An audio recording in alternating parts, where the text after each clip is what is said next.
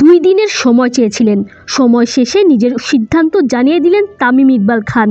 আর কখনোই জাতীয় দলের জার্সিতে দেখা যাবে না এই ক্রিকেটারকে। ফেসবুকে জানালেন নিজের সিদ্ধান্ত। এমনকি তামিম পুত্র আরহাম চাইলেও তার বাবা আর কখনোই জাতীয় দলের জার্সিতে খেলবেন না। শুক্রবার নিজের অফিসিয়াল ফেসবুক পেজে তামিম লেখেন, আন্তর্জাতিক ক্রিকেট থেকে দূরে আছি অনেক দিন ধরেই, সেই দূরত্ব আর ঘুচবে না। আন্তর্জাতিক ক্রিকেটে আমার অধ্যায় শেষ। চ্যাম্পিয়ন্স ট্রফিতে তামিমকে ফেরাতে চেষ্টা করেছেন নির্বাচকরা। তামিম নিজেও ভেবেছেন আসলেই তার ফেরা উচিত কিনা, তবে মন আর সায় দেয়নি। এ প্রসঙ্গে তিনি বলেন, অনেক দিন ধরেই এটা নিয়ে ভাবছিলাম। এখন যেহেতু সামনে চ্যাম্পিয়ন্স ট্রফির মতো বড় একটি আসর সামনে, আমি চাই না আমাকে ঘিরে আবার আলোচনা হোক এবং দলের মনোযোগ ব্যাহত হোক। এ ব্যাপারে তিনি আরও বলেন, এটা অবশ্য আগেও চাইনি বলেই অনেক আগে নিজেকে বিসিবির কেন্দ্রীয় চুক্তি থেকে সরিয়ে নিয়েছি।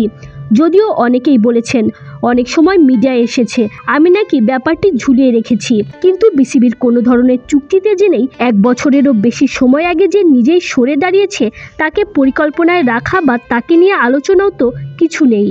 এরপরও অযথা আলোচনা হয়েছে। অবসর নেওয়া বা খেলা চালিয়ে যাওয়ার সিদ্ধান্ত একজন ক্রিকেটার বা যে কোনো পেশাদার ক্রীড়াবিদের নিজের অধিকার।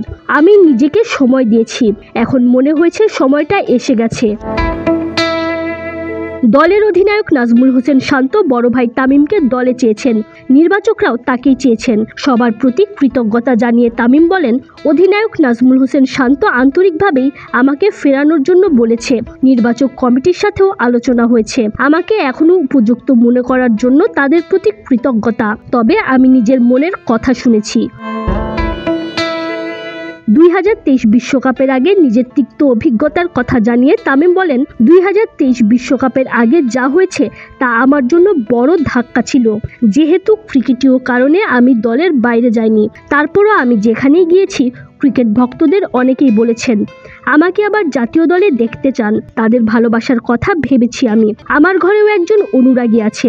আমার ছেলে কখনোই আমাকে সরাসরি বলেনি, কিন্তু তার মাকে বারবার বলেছে বাবাকে আবারও জাতীয় দলের জার্সিতে খেলতে দেখতে চায়।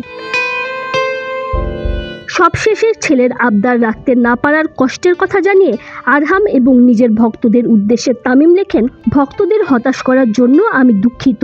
ছেলেকে বলেছি তুমি যেদিন বড় হবে সেদিন বাবাকে বুঝতে পারবে। Tanzim Oishi, BD sports time.